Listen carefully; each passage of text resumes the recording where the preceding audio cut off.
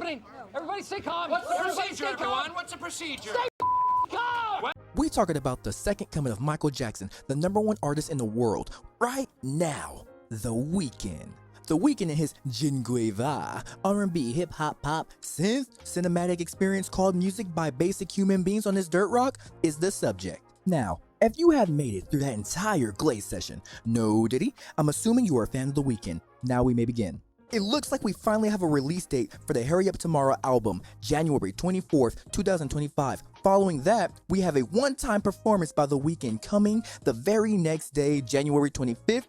There are so many speculations on what this album can possibly be and mean. We already know that Abel is planning to kill The Weeknd and transition into Abel. Obviously enough, I think that transition to Abel is already starting in his current stuff that he has shown us. We're definitely given clues of this through his music, but we will talk about that another day. Right now, I'm about to splurge on why I think this is the second coming of MJ himself. Now, we all know MJ was known for optimistic cinematic rock, R&B, poppy, gospel music. Sing a pattern? Now you can see where The Weeknd probably got it from. He picked from one of the greats. I don't blame him. I would have too. With that being said, we can possibly be getting something close to what MJ was from The Weeknd turning into Abel. Now, it's clear at some point in this album and or after this album, Abel will be speaking to us. As Abel stated, it's getting to a place and a time where I'm getting ready to close the Weeknd chapter. First off, this shows his growth. He needs to evolve as an artist and a person. Because if you don't recall, we started out with The Weeknd as a villain,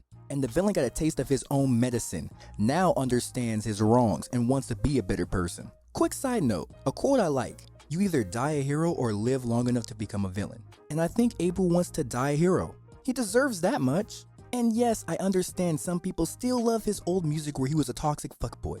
But understand, we all change. Hopefully, for the better.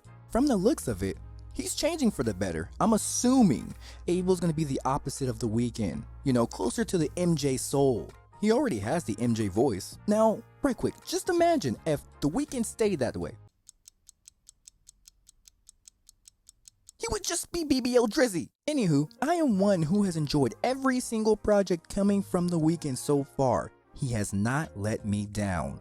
Probably because he was able to perform and give me different experiences through each of his projects. You know what? Another side note number 2. It is to be known, The Weeknd is a separate entity from Abel, much like Bruce to the Incredible Hulk or the Moon Knight or whoever has personality disorders or other sides of themselves. Abel has been trapped inside of The Weeknd long enough to forget himself. We have even seen The Weeknd trying to fight Abel back into the tunnels of darkness. But Abel, but Abel has been putting up a fight. And this time, it seems Abel will finally see the light after being in the darkness for most of his life.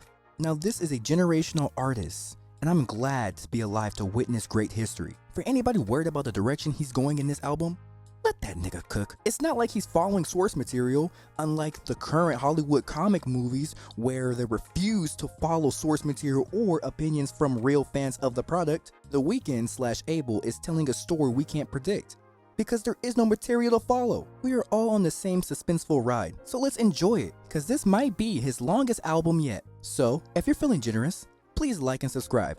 You ain't got to. If you want to though. Deuces.